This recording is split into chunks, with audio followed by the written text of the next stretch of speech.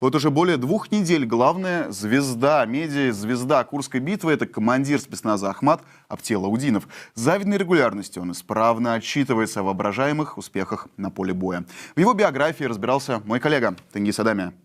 Алаудинов не тот генерал, который снискал славу своими ратными подвигами. Это типичный конъюнктурщик, обязанный своим положением лично Кадырову. Его карьерные достижения — это вовсе не боевые заслуги, а выполнение деликатных поручений, избиение, пытки и расправы с неугодными. Сегодня его фронт информационный. Вместо реальных сражений — выдуманные победы. Он врет, замалчивает потери и оправдывает гибель срочников. Его настоящее оружие — фейки и пиар на крови. Человек, который разминулся с ВСУ, а еще раньше со своими принципами.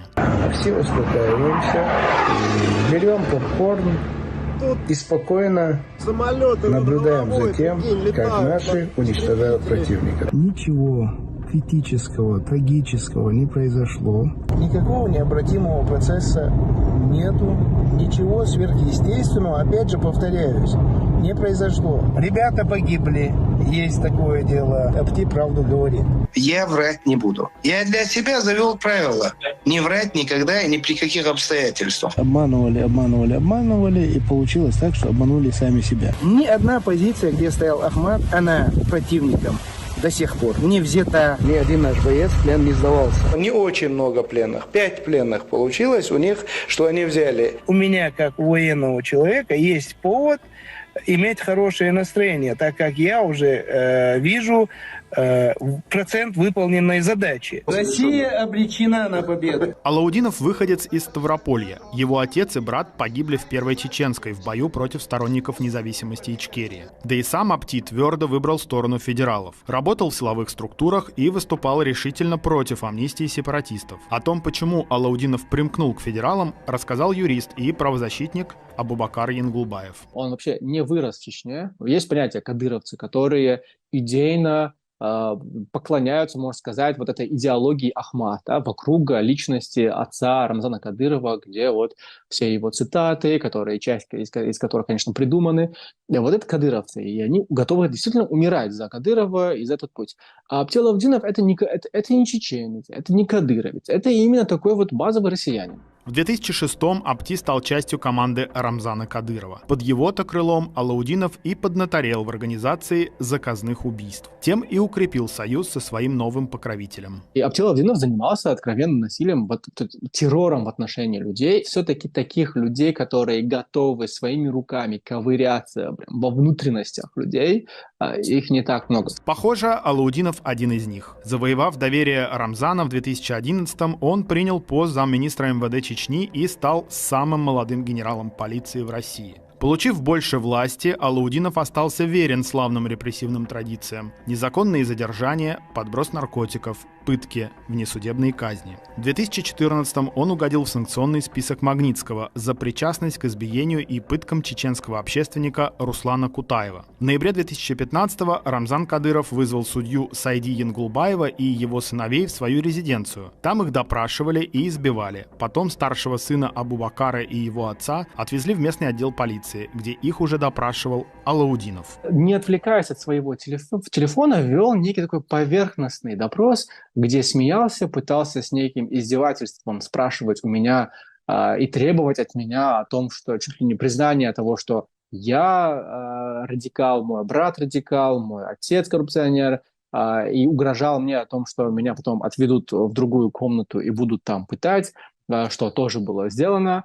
И сам по себе Аптелаудинов, он казался очень нестабильным в том смысле, что не чувствовал я в нем веры в то, чем он занимается.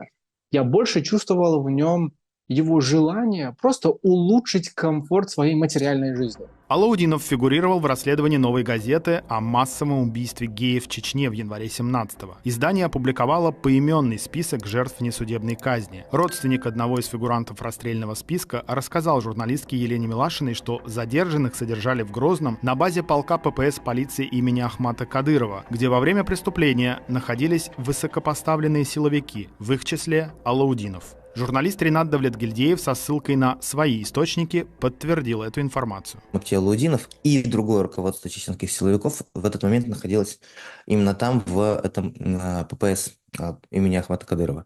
Участвовал ли сам Аптиалаудинов лично, руками, расстреливал ли он людей, неизвестно, но известно, что при его участии это случилось. В 2019-м журналист ABC News Джеймс Лонгман побывал в Грозном, где снял репортаж о преследовании геев в Чечне и сделал камин-аут прямо перед Алаудиновым. Реакция генерала, похоже, много объясняет. What if I told you that I was gay? Что вы бы сказали, если он сказал вам, что он сам гей? Мне было интересно узнать, как может, в чем заключается, почему его к этому потянуло. Репутация же самого Алаудинова едва ли соотносится с традиционным идеалом мужественности. Аптиалаудинов известен в Чечне тем, что он очень любит веселиться, отдыхать, пить, принимать вещества, изменяющие состояние. Извините меня, но это да. И под этим потом петь. И на самом деле петь и выглядеть не совсем подобно тому образу, в котором он бы хотел быть в трезвом состоянии. Да? Такой брутальный чеченский генерал, который очень грубый. В 2019-м Алаудинов попал в немилость главы Чечни по одной из версий после того, как якобы дал шуточный подзатыльник портрету Рамзана Кадырова. Но судьба вновь улыбнулась опальному генералу после начала войны в Украине. Начинается война в Украине, Кадыров его обратно призывает, дает ему возможность создать вот этот вот спецназ Ахмат, который он возглавляет, и это для него становится вторым глотком воздуха, второй возможностью, чтобы оправдаться и восстановить свои репутационные позиции и, самое главное, карьерные позиции. Он сохраняет свое чиноугодничество в сторону Кадырова, потому что понимает, что все-таки на нем построена вся база его карьеры. Но теперь уже он больше пытается быть вхож и приятен именно для, так сказать, Z-патриотов. За участие в войне Алаудинова щедро одарили наградами от Кадырова и самого Путина, высокими должностями, званием почетного чеченца и потешным полком Ахмат.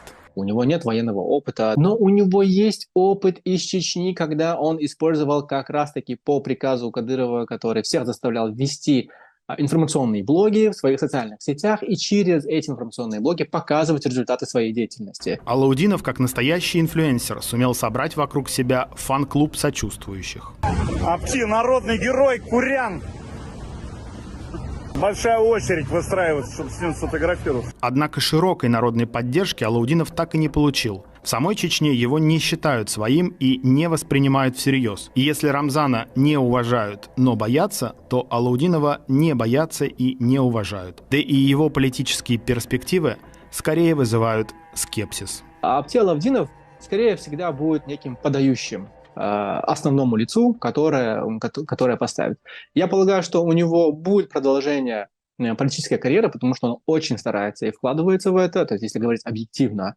Но с другой стороны, я не знаю, даже если он станет, например, президентом Чечни или главой Чечни, люди его просто не уважают. И сами кадыровцы его не уважают. В первую очередь из-за его такой очень скользкой и гибкой позиции по всем вопросам, что чеченцам на самом деле не нравится. Я в целом не наблюдаю в нем таких амбиций, которые могли бы доходить до менеджмента целого региона.